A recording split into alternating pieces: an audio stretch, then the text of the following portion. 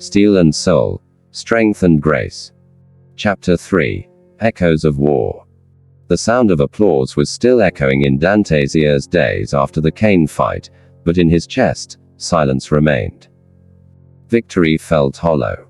He was back at the mill the next morning, welding steel as if the night before hadn't happened.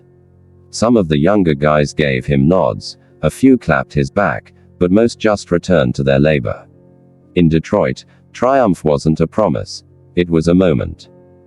By noon, Eli called him. "Meet me at the gym. Got someone you need to meet."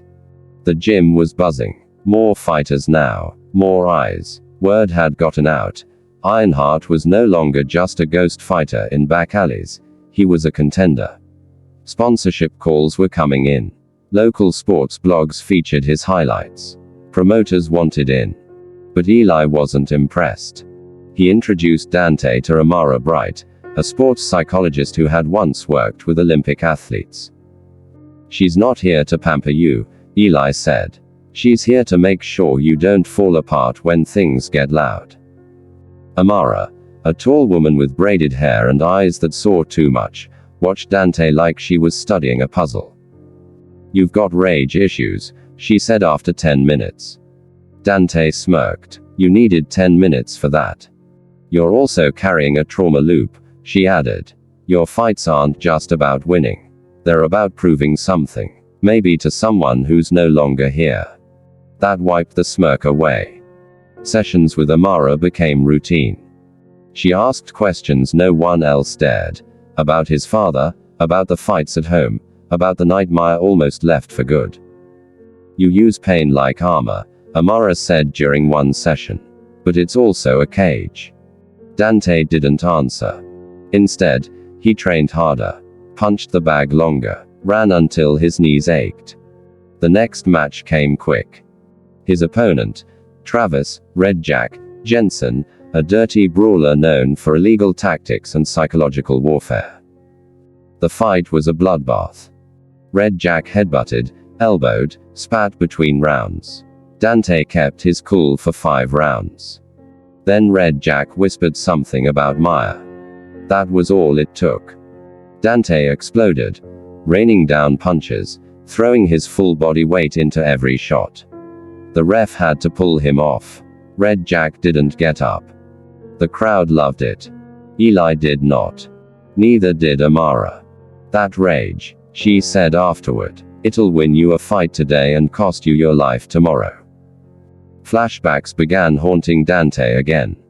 Not just of the ring, but of home. Of his father, a man of granite fists and a temper to match, screaming during dinner, accusing his wife of cheating, forcing Dante to train until his hands bled. He remembered Maya hiding behind the couch. He remembered the day his father collapsed mid-match, his body convulsing while the crowd screamed for more action. The memory twisted Dante's stomach every time. "I'm not him," Dante told himself in the mirror. But sometimes, his reflection didn't agree. As the regional championship neared, Eli changed everything.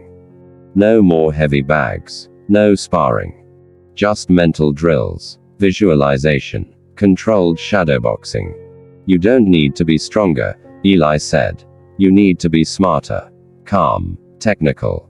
Dante hated it, but he understood. Maya, now practicing at a music conservatory downtown, slowly began spending more time with him again. They talked about their mother, who had vanished into addiction after their father's death. They talked about what life might look like after boxing. "You can't fight forever," Maya said. "I'm not fighting forever," he replied. "I'm fighting until I find peace. Will you recognize it when you do?" He didn't answer. The regional championship was held at a venue built inside a converted church. High ceilings, stained glass still intact, ring lit from above like it was being judged from heaven itself. Dante's opponent, Carter Miles, a fighter from Chicago with speed and flash, trained in Vegas under big-name coaches. The crowd was full. Reporters everywhere. Maya in the front row. Amara behind the scenes. Eli in the corner. The bell rang. Carter opened with blinding speed, hitting Dante with combos before he could plant his feet. But Dante adjusted. He remembered every drill, every movement Eli had hammered into him. By the sixth round, it became a war of attrition. Carter taunted him, laughed, even danced a little. But Dante waited. And when Carter overcommitted in the eighth, Dante caught him with a counter so vicious the crowd gasped. Victory. As he stood in the center of the ring, belt in hand, lights above him shining like stars, something strange happened. He felt nothing. No joy. No thrill. Just quiet. Later that night, Dante sat on the roof of his apartment building, wrapped in a hoodie, looking out over the Detroit skyline. Maya sat beside him, sipping hot tea. "You won," she said softly. "I don't feel like I did." She leaned against him. "Maybe because you're still fighting something else." Down below, in the quiet night of a recovering city, a new name was being whispered in gyms, in betting halls, in training camps. Ironheart. But the man behind the name was not chasing fame. He was chasing himself. To be continued.